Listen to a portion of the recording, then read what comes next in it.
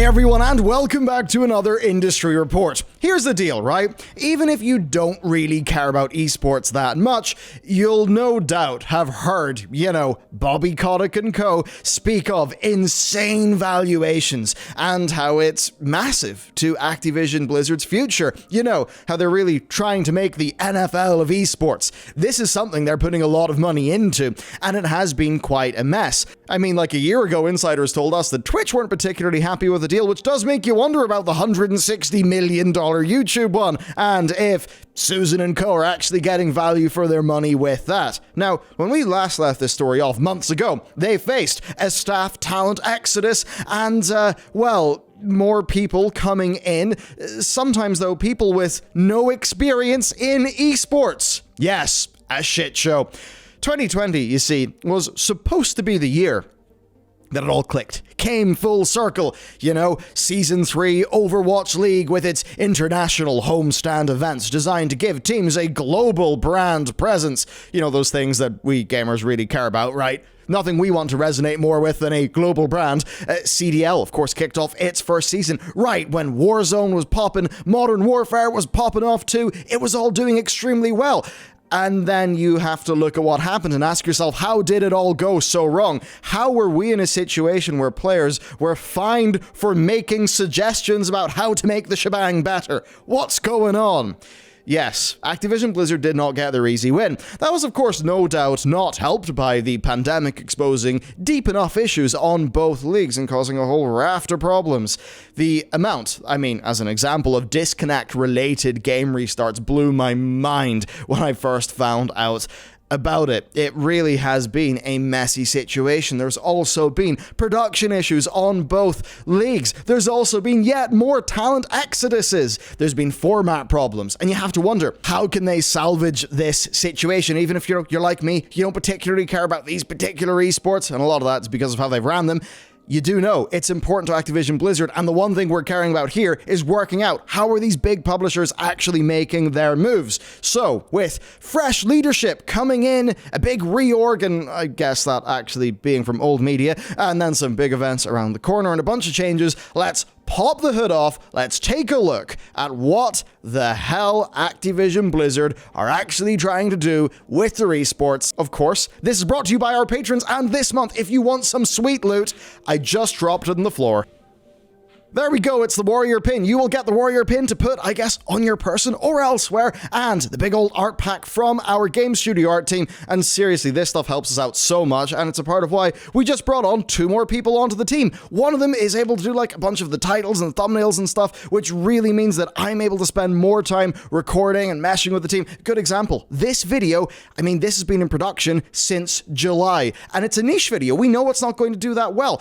And that's the thing. Patrons, your support means we can actually do these more deep stories that we find interesting. It is massively appreciated. So, patrons, thank you. The regular viewers, thank you as well. And with that said, let's get going.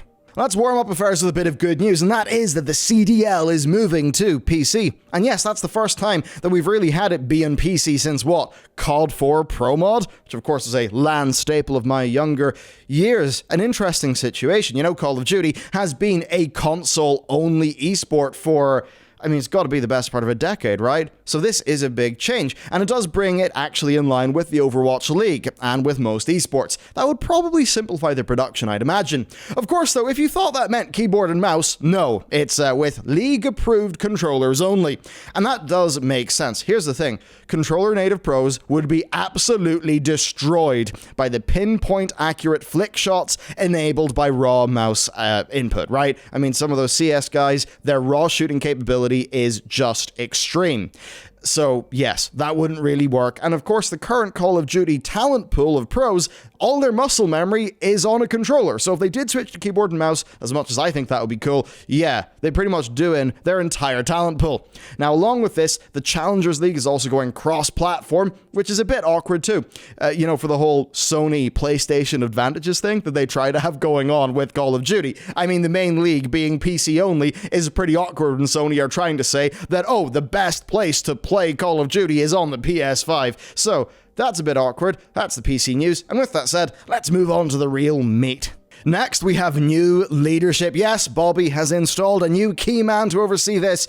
And you would think that experience in the field is important, wouldn't you? I mean, I certainly would. And that is why Tony Petiti, whatever I'm sorry, Tony, I don't want to mess up his surname, but whatever. Tony, let's just call him. He has joined as the head of their esports and entertainment division. Where's he joined from? Is it maybe another big, esports league in the same way that Nate Nanzer was poached onto another league when he left Overwatch?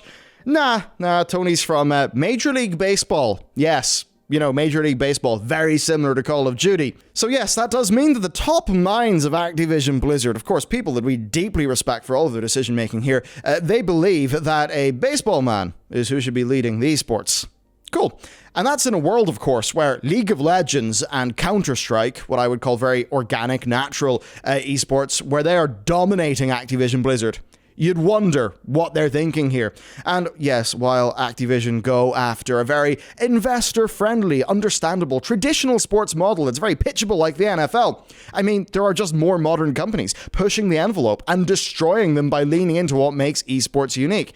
So, seeing Tony, I mean, it's just a bit weird to me. Now, most recently, I don't mean this as personal disrespect to him, of course, he was heading up biz dev for Major League Baseball. So, yes, that's who's running Activision Esports right now, the main guy. Obviously, business development is extremely important. I mean, that's what secures, say, the $160 million YouTube deal that they got. And if they want this league to be successful, they're going to need to work out more deals like that in the future. So having top talent like this guy is going to help. The thing is, though, he's not from esports. He's not from gaming. He is from traditional sports. And I think that tells you a lot about the decision-making that's going on at the top of Activision Blizzard. And to be honest, it's decision-making that I can't say I particularly respect. Now, in our last deep dive into the state of the Overwatch League, what happened? Well, we heard similar things of old media people, old sports people clashing with the new media talent, right? The casters who actually knew how to engage an esports audience. That is something that led to the league being terribly structured, and then, as we covered, the exodus of much of their casting talent. And it's just that thing where blind insistence on treating esports like traditional sports, purely, I'd say, for investor-friendly reasons, and, refusing to listen to their inside talent is just hurting them. Now, Richard Lewis Show, an ex-Overwatch League caster, is it DOA? DOA? I'm just going to say DOA. He said that the real disappointment of his time with the OWL was putting in so much work early on, only to see it, quote, go to naught after Season 1. Of course, we know that Season 2 was a bloody disaster. Now, once Nate Nanzer stepped down, it all went bad. Nate Nanzer was the commissioner during the first league, and basically, he was the man who the people, actually working in the league, the talent, the, casters, etc., they like Nate. But he seemingly was always struggling to just get his way with the very upper echelons. So once he stepped down, what happened is all of these casters, they basically lost their man in the inside, and it took away a bunch of their ability to influence things, which then led to the infamously terrible Season 2 of the Overwatch League. Now, DOA felt, because of all of this, pushed out for voicing unwanted opinions. And speaking of that, we're soon in this video going to talk about how unwanted opinions literally led to players getting fined, which is a bit weird. I mean, hey, imagine if here in the office, when employees brought a problem to me and Matt, we said, you know what, actually, we're going to fine you for that, but we might solve your problem. A bit ridiculous, and it seems like that's what's actually happened. Now, as with everything Overwatch League related, of course, all roads in what are good lead back to Nate Nanzer, a sort of genuine esports person who knows esports, gets it, and actually seemed to care. And I think that's the problem. You contrast that with Tony, no harm to the man, but he does just seem like the latest in a long line of suits brought in from old media and old sports to try to steady the ship. Now look, it's early days for Tony. I am sure he can biz dev his socks off and make some great deals, but the leagues have been characterized by what? Well, lots of business development and not a whole bunch else. So let's talk about that. We need to talk about the underpinnings of these leagues. So they're built off the $160 million YouTube deal that basically gives exclusive rights to Activision Blizzard properties for 3 years. It's why the CDL and OWL are on YouTube Gaming, and it's also why when there's a World of Warcraft developer update, it's no longer on Twitch. It is on YouTube. Now this deal seems kind of hastily put together, possibly even out of a little bit of desperation following the expiration, of course, of of the Overwatch League's 2-year, $90 million exclusivity deal with Twitch. I mean, Twitch, what a terrible deal. Now, I heard from someone familiar with matters, let's just say, that Twitch were not particularly pleased with the ROI that they got on that deal. And I suppose it does make sense. YouTube probably got a better deal because they're getting OWL, CDL, World of Warcraft, and everything else, Activision Blizzard, for $160 million, which is more money, but it's over 3 years. Compare that to $90 million for 2 years of OWL, including OWL Season 2. Ouch. I can't imagine they got great ROI on that one, suffice to say. So, that's basically the big deal that's one of the underpinnings here. I, of course, can't imagine that YouTube will be too thrilled unless ActiBliz are able to really step up their game for year 2 and 3 of that deal. Now, as for Overwatch, Blizzard are obviously just missing the boat there, right? Where is Overwatch 2? It should have been here quite a bit sooner. Of course, what we then learned from a lot of sort of investigative insider reporting is that there was the big StarCraft Battlefield-like game. Now, that is something that I have also heard from sources was starving developer talent from Overwatch 2, and is one of the reasons why Overwatch 2 is basically late. Even though the Overwatch development team basically was in a situation where they were outsourcing skins and all of this stuff was going on, but they just did not have the dev resources internally. So it just does show a sort of messing up of priorities within Blizzard that has made it so that, yes, the Overwatch property, which should have been the most clear fucking win you could have imagined, is struggling, which is insane to say given the start that it had. Now, personally, I've got more hope for the Call of Duty League actually growing into something that does well. I just think the fundamentals are stronger there, especially because it's rooted in a really strong free-to-play experience. Past that, though, and past the YouTube deal, format is another big pillar of any of these leagues, and that's where they've had issues. Previously, they tried to run these really, traditional sports leagues, where teams had their home jerseys and their away jerseys, which of course is really ridiculous when you think about it. Like, why are we emulating football here? What? Is this Arsenal or is it a esports team? Come on.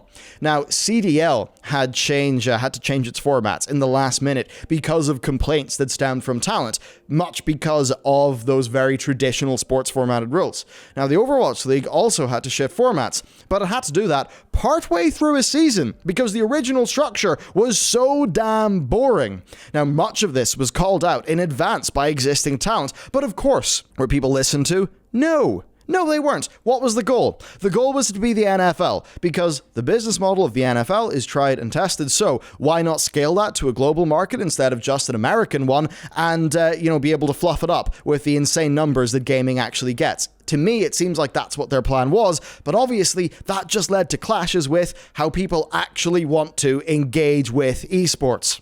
Past that, of course, there have been other issues. Now, talent is one of the pillars, and an example that they had as an issue was there wasn't that much movement between Overwatch Contenders League and the Overwatch League. Now, that is something that I think was helped by how in the early days of Overwatch, Blizzard were acting like absolute deranged control freaks. So there were actually grassroots Overwatch esports that were coming up.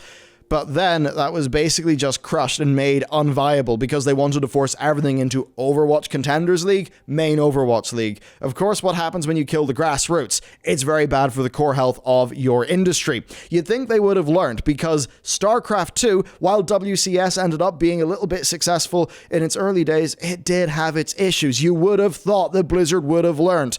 But no, they did not. Now, as for the CDL, it actually is a little bit better in terms of that, sort of talent pool health situation. So basically, my point here in this section is there are fundamental problems. One of those is the money, right? There's that YouTube deal. Now, that YouTube deal is an interesting one. That was made. There was a situation, even, Twitch, we're seeing talent being poached, right, in these big deals. So Twitch probably did want to retain people. And you would have thought that that would have meant that they would have been willing to put more money into exclusivity deals, yet they were happy to let the ActiBliz stuff wander over to YouTube. That's pretty interesting. It does show that Twitch probably weren't getting great ROI in that. So if it's going to be the same for YouTube, what's going to happen when they don't have that 160 mil over 3 years? What happens?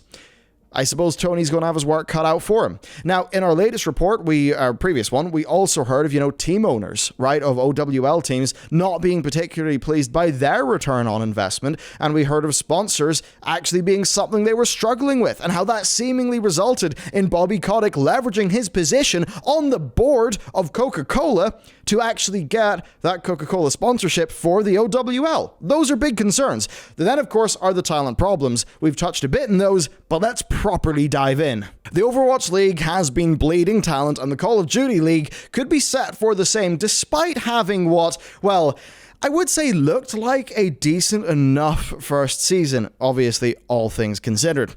The Overwatch League entered its third year after its second year cost the league a lot of its top tier talent, particularly of course on the casting side, which is what we covered in our previous video. Since then though, many pro players have departed for other games, particularly Valorant. Now I think that's interesting because it just seems to me like Valorant has not set the world on fire in perhaps the way that Riot would have really wanted it to, but still, the OWL bled talent, both in terms of casters and also players. You then, of course, had a whole bunch of pandemic pressures leading to teams like the Vancouver Titans having to, it's a bit rough, jettison their entire starting lineups. You have then owners sharing doubts over the viability of the league, especially NRG. You have allegations of mismanagement. You have allegations of there being a lack of experience on the coaching side as well. All of that just coming from the fact that the experience, right, the experienced players and coaches, etc., are going elsewhere. It's brain drain. It's what we've talked about in the context of companies treating developers badly and then losing them, and that hurting the companies long term, and you can see here that it's happened to the players as well. Now, Call of Duty side of things is in a better state because the reputation and the popularity of the game. I think much like League of Legends, where, Riot can make their mistakes and have their dramas, but they've got a bloody big game, and that game is free to play, so it's easy to get into. Well, with Warzone, that is just an absolute juggernaut. That's always going to feed players in, and then, of course, Call of Duty Modern Warfare, while it did have its controversies in terms of gameplay with the pros, it was, in terms of, player counts, one of the most successful outings ever. So that's good for that, but over in the Overwatch side, Overwatch 2, where is it? It still seems pretty far off, and to be honest with you, to me, that seems insane, given how Overwatch 2, in its announcement, basically looked like Overwatch 1.5. Talent has also been silenced, and this is the thing I hinted at earlier. Route all the Call of Duties online, not on LAN. How does this one compare to the other ones? I ain't getting fined again.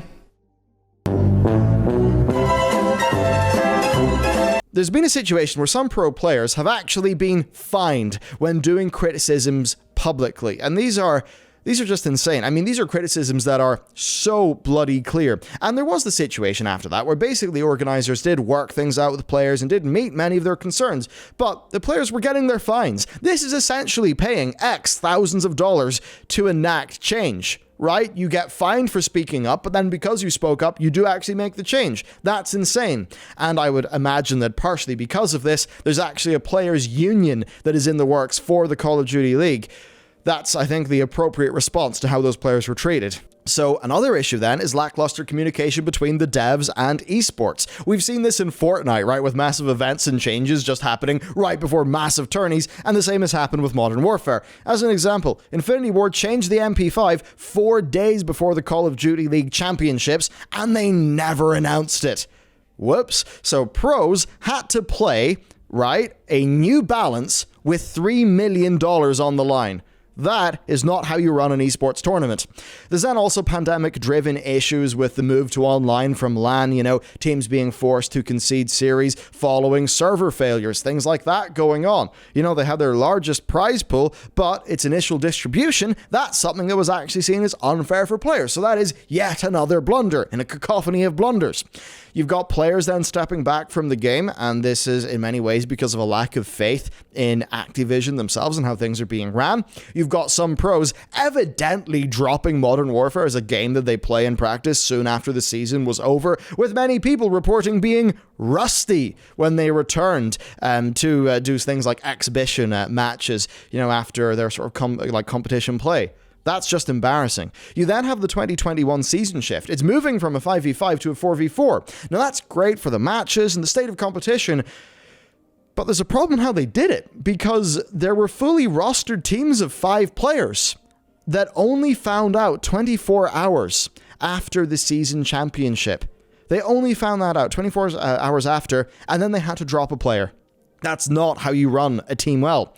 Now, a part of this is likely linked to overall, league cost cutting and things like that. Of course, the pandemic, is making things hard, etc., etc. But the thing that really matters to me is the buy-in was $25 million. That's how much it was to buy into the league if you were, an investor or whatever. They massively overvalued themselves on this one. Now, what I would say there is there was that report that was floating around. We covered it in our last video. But to me, it seems like they took the business model of the likes of the NFL, and then they basically took the player counts that are possible with esports, and they just kind of went, smashed them together to get their big inflated number that just didn't make sense. I think it's now obvious that that is not what the worth of a buy into this league is, and that is embarrassing. This really has been doom and gloom, has it? Well, is there any hope? Let's talk about that. So DOA, the caster, ex-caster for the OWL, did tell Richard Lewis that he still believed that the Overwatch League is not unsalvageable, and I do believe that he is right. So what happened is the Overwatch League had to change some formats, okay? And had to do that in many ways because of the pandemic, and that did lead to viewership growth. So that online switch, sort of taking them out of that mega highly produced situation, seems to have forced the league to loosen up a bit. There have been more bits of connective content actually between matches that have just been a bit more diverse and a bit more humanized and personable, right? That's a far cry from Season 2, which was just about the most boring thing ever to exist.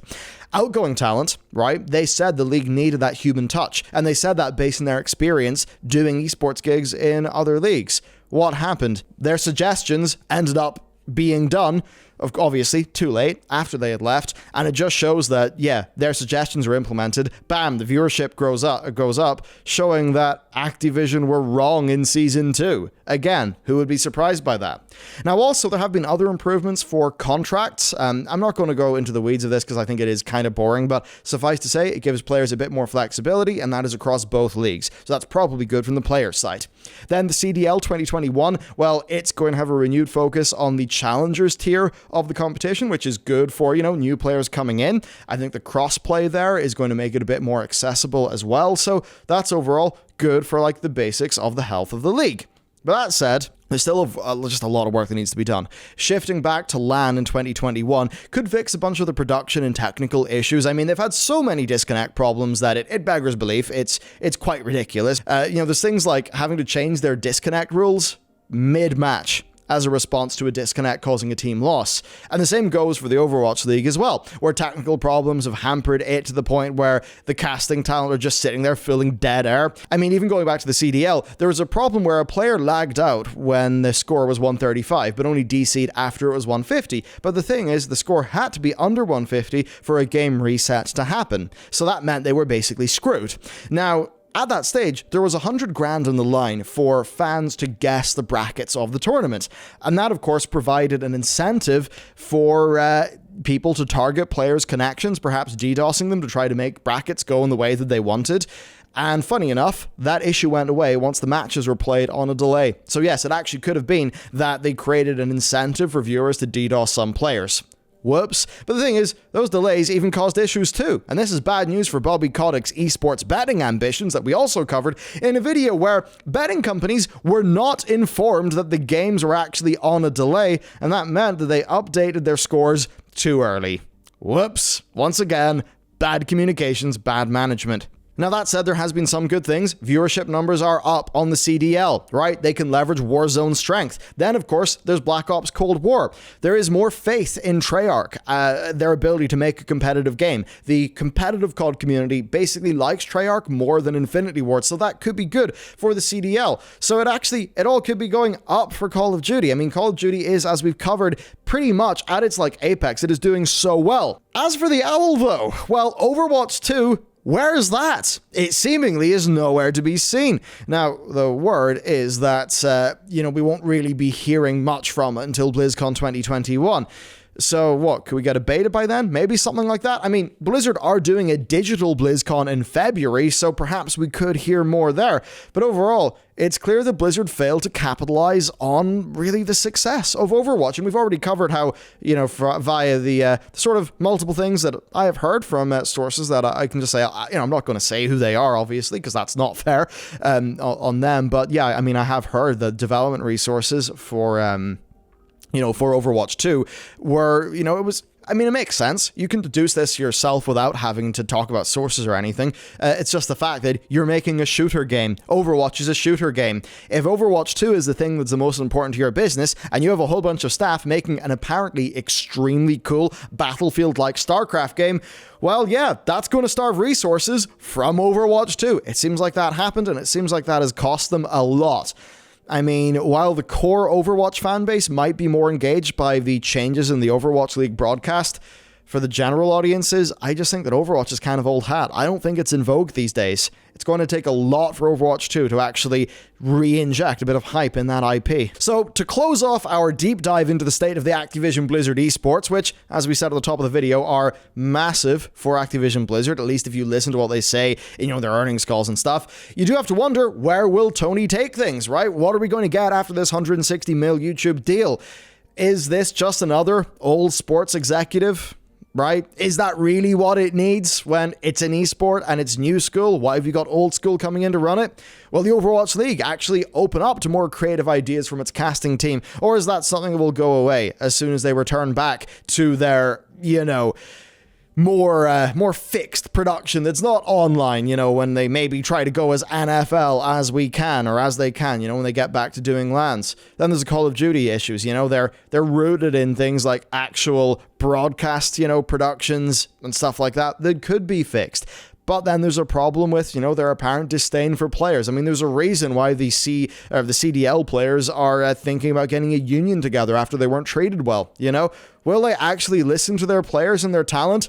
Maybe, without fining their players for doing so, at least if they speak publicly. Will they then update their rules and their processes, or will they continue in a way that is just rubbing people the wrong way? To be honest with you, I don't have that much faith. We're in a situation where both leagues are now under the same Activision Blizzard organization. This could mean that they'd be better at learning lessons from each other. That has kind of happened, and both leagues have seen uncharacteristic wins in recent times.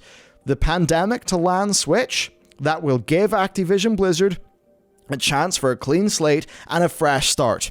If it goes well, they'll be able to restructure things and make a natural, organic feeling league that will resonate with people, perhaps in the same way that the likes of the LCS or the International or, say, Counter-Strike are able to. Or they could go straight back to being the way that they are because they're Activision Blizzard and they're legendarily stubborn. I kind of think it'll be the latter, but it would be pretty cool if it was the former. I'd like to know, though, what do you think is more likely? If you've got an opinion, let me know down below. Other than that, thank you for watching. Thank you to our patrons for supporting us and allowing us to grow our team and do longer, more in-depth videos. And of course, also, they're getting some pretty nifty stuff in the mail, too. I mean, there's also the art pack, so a whole bunch of stuff. Anyway, that's it for me. Thanks for watching. I'll see you next time.